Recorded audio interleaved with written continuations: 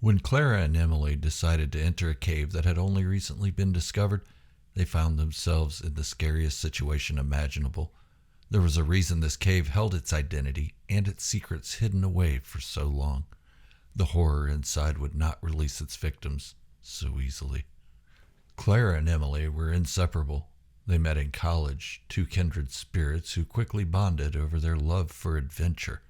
Weekends were often spent hiking through forests and exploring abandoned buildings, their fearless curiosity leading them to places others dared not go. The two friends shared everything, their laughter echoing in places they explored, their bond growing stronger with each shared experience. One summer, Claire suggested they explore the old cave system that was rumored to rest on the outskirts of town. Recently discovered, this cave was the ideal place for Clara and Emily to scratch their itch for danger. Rumor had it that the caves were endless, a labyrinth where so few had entered and even fewer had returned. Emily, ever the enthusiast, eagerly agreed. They packed their gear and set off, excitement buzzing between them like electricity. As they approached the cave entrance, Clara felt a shiver of apprehension. But Emily's enthusiasm was infectious. "This is going to be our best adventure yet," Emily declared, her eyes shining with excitement. Clara smiled, her doubts momentarily forgotten. "Yeah, it will be," she agreed, gripping her flashlight tightly as they stepped into the cave's dark maw. If you're new here or haven't done so yet, go ahead and hit the subscribe button and turn on notifications to stay up to date when I release new videos. I upload spooky stories of the paranormal at least once a week, sometimes 2 to 3 times, and I have many more in the works. You won't want to miss them. Now, back to the story. The entrance to the cave yawned before them, a dark mouth ready to swallow them whole. Dark, yet with an insatiable pull that beckoned to the women.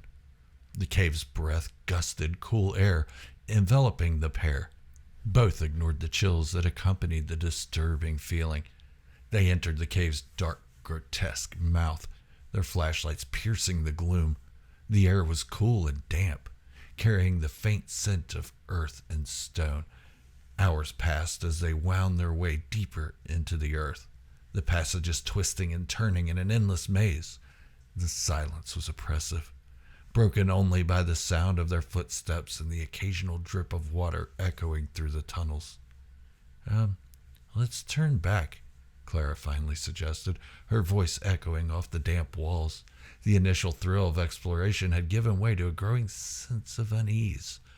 But Emily, her eyes gleaming with a strange fervor, urged them onward. "Just a little further," Emily insisted. "I feel like we're close to something amazing." Reluctantly, Clara followed. They pressed on until they reached a vast open chamber. Stalactites hung from the ceiling like the fangs of a giant beast, and an underground river cut through the stone, its dark waters flowing silently. The sight was breathtaking, and for a moment Clara forgot her fear. "This is incredible," Emily breathed, her voice filled with awe. But Clara's unease grew. She glanced at her watch and realized it had stopped hours ago.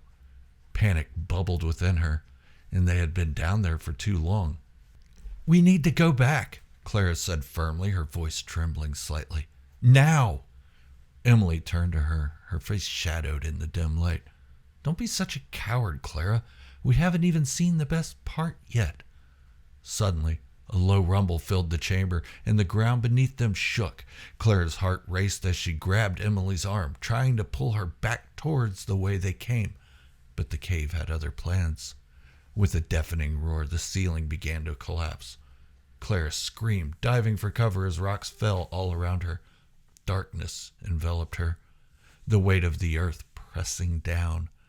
When she awoke, the silence was absolute. Her flashlight lay shattered beside her, its beam reduced to a flicker. Clara called out for Emily, but there was no response. She was alone. Painstakingly, Clara dug herself free from the rubble, her body bruised and battered. She stumbled through the cave, her mind a fog of fear and confusion.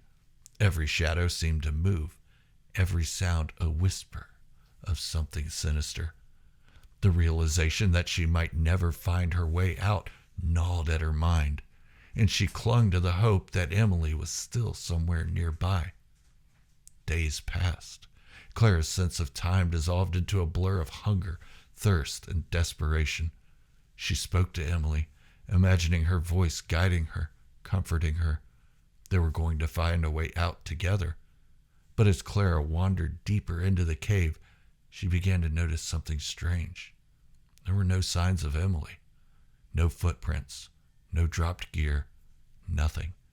The realization hit her like a blow. Emily wasn't real. She never had been. Clara collapsed, the weight of her discovery crushing her spirit. Emily had been a figment of her imagination, a creation born of loneliness and fear. All those adventures, all those conversations, they were Clara's desperate attempts to fill the void of her own isolation. The truth began to unravel in Clara's mind, each thread revealing the depths of her delusion.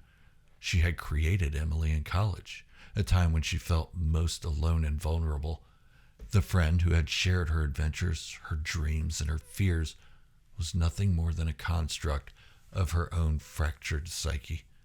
Clara's heart ached with the loss, the realization that she had been alone all along. As she lay there, the darkness pressed in, whispering truths she had tried to deny. Clara was not a fearless adventurer. She was a lost, broken soul, trapped in her own mind as much as in this cave. The echoes of her own voice mocked her, the shadows around her twisting into forms of her fears. Her body weakened, her hope extinguished. Clara curled up on the cold stone floor, her last thoughts drifting to the imaginary friend who had accompanied her for so long. In the end, it was not the cave that had trapped her, but her own mind. The days that followed were a blur of delirium and despair. Clara's physical needs were overwhelmed by the crushing weight of her realization. She wandered aimlessly through the cave, her flashlight long dead, guided only by the dim, ghostly light reflecting off the walls. The boundaries between reality and hallucination blurred as Clara's mind descended into madness. She saw Emily everywhere, in the shadows, in the reflections on the water, in the patterns of the rocks. Emily's voice, once a source of comfort, now taunted her, whispering dark truths and reminding her of her isolation. The cave seemed to close in on her, its walls pressing tighter and tighter, suffocating her with the weight of her own mind. Clara's body grew weaker, her steps faltering. She could no longer distinguish between the echoes of her own footsteps and the imagined sounds of Emily following her. The cave became a nightmarish landscape, twisting and warping in ways that defied logic. Time lost all meaning. Minutes stretched into hours, then days. Her food and water as dry as her false memories of Emily. Her once sharp mind was now a fog of confusion and terror. She no longer knew if she was moving deeper into the cave or circling back on herself. Every tunnel looking the same, every chamber a repeat of the last. The sense of impending doom grew stronger with each passing moment, the walls whispering secrets she couldn't understand. One day, or perhaps night, Clara couldn't tell anymore. She stumbled upon a pool of water. Her reflection stared back at her, gaunt and hollow-eyed. She reached out to touch the surface, but the image of Emily appeared beside her own, a spectral presence in the water. Clara, Emily's voice was soft, almost tender. Why did you abandon me? Clara recoiled, her mind teetering on the brink. I never meant to, she whispered, tears streaming down her face. I thought you were real. Emily's reflection smiled, a sad and haunting expression. I was real to you, and that's what mattered. Clara sank to her knees, sobbing uncontrollably. I can't do this anymore. I'm so tired, Emily. The reflection of Emily faded, leaving Clara alone with her thoughts. The cave seemed to sigh around her, the oppressive silence returning. Clara's strength was nearly gone, her will to survive eroded by the relentless assault of her own mind. With a final desperate effort, Clara pushed herself to her feet. She had to keep moving, had to find a way out. She stumbled through the tunnels, each step an agony, her vision blurring as exhaustion took its toll. In her final moments, Clara found herself back in the vast chamber where it all began.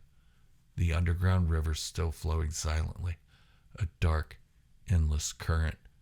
She collapsed by the water's edge, her body too weak to continue. The darkness closed in, but this time it was not the cave's darkness. It was her own. Clara's thoughts drifted back to the life she had once known, the adventures she had shared with Emily, or so she thought, the laughter and the companionship. Even if it had all been a lie, it had been a beautiful one, a fantasy that had given her a sense of purpose and connection. As the darkness claimed her, Clara felt a strange sense of peace. She was no longer alone, no longer fighting against the truth. She let go of her fears, her regrets, and her pain. The cave remained silent, its secrets buried deep, and somewhere in its endless corridors, the ghost of Clara's imagination lingered, a reminder of the dark places the mind can go when left alone for too long. The world outside continued, unaware of the tragedy that had unfolded deep within the earth. Clara's story became just another rumor, another tale to be told around campfires. But in the heart of the cave, her spirit remained, a silent witness to the power of the human mind and the fragility of the human soul. If you've enjoyed this story, check out the others I've written and narrated on this channel. Also, subscribe to the channel, leave a thumbs up, and drop a comment giving me a type of story you'd like to hear, and I'll write something up for you. Until next time, stay weird.